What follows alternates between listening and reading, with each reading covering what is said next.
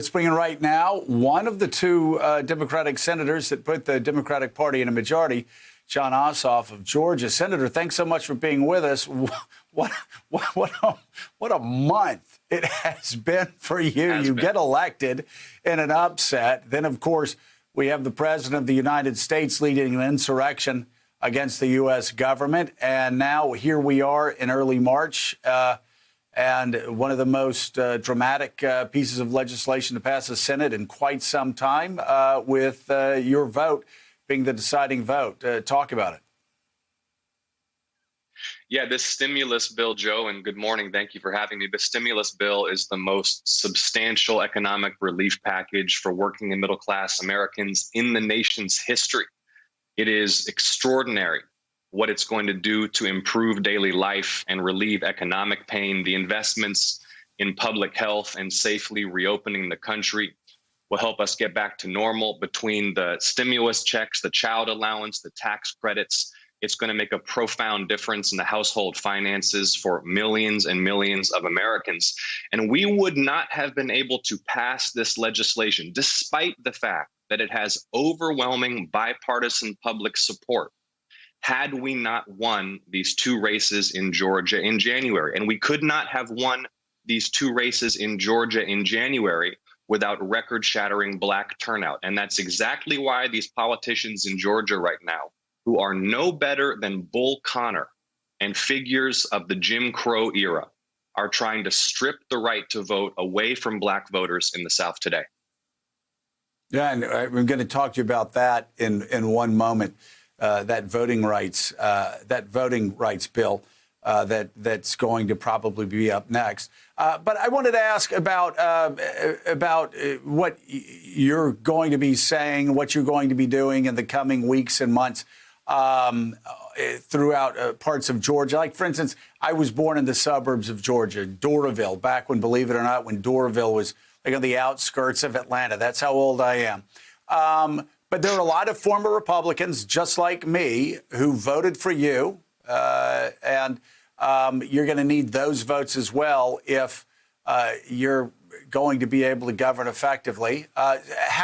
What's your message to some of those former Republicans who might think this bill was just a little too big? I know it's an extraordinarily popular bill, but talk about that balancing act that you have to do in a state that's been red for quite some time. Well, we're going to be touting this legislation because, as I said from the moment I took office, in urging my colleagues in the Senate to be ambitious and bold with this legislation, the people are with us. 3/4 of Americans, overwhelming bipartisan public support for this stimulus bill. And you know what else there's overwhelming bipartisan public support for? Infrastructure. And we are going to move very swiftly, and I'm going to be urging my colleagues to move very swiftly to start working on President Biden's infrastructure plan.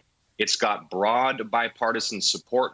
We can create tens of millions of good American jobs. We can get to a carbon-free energy grid, an all-electric consumer vehicle fleet. There is huge progress we can make economically, technologically, and environmentally. We need to move swiftly toward passing an infrastructure bill, and we need to do it this summer.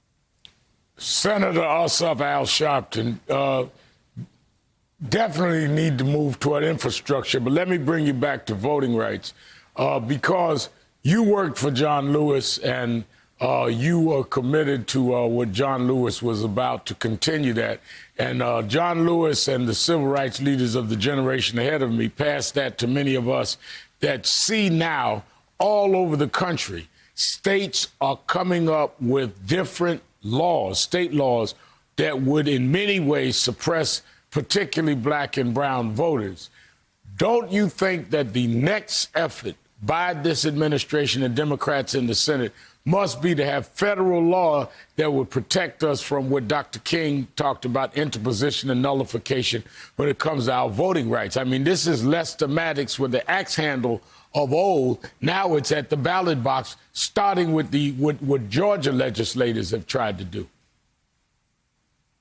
Yeah, Reverend Al, I mean, this is the new Jim Crow, and we must pass H.R. 1 the For the People Act, and we must pass H.R. 4, the John R. Lewis Voting Rights Advancement Act, to end voter suppression and protect the sacred franchise for all Americans. Just yesterday, Reverend Al, I addressed, along with President Biden and Senator Warnock, the Martin and Coretta King breakfast marking the 56th anniversary of the March Across the Edmund Pettus Bridge.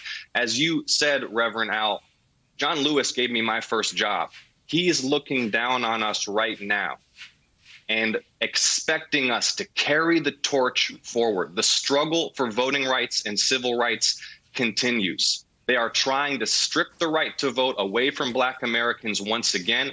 We will not stand for it. And as you heard from my good friend, Senator Joe Manchin of West Virginia, we are ready to reform Senate rules to get this done. Hey, thanks so much for watching our YouTube channel. You can follow up on today's top stories and breaking news, or catch up on your favorite MSNBC shows all in one place. Download the NBC News app today.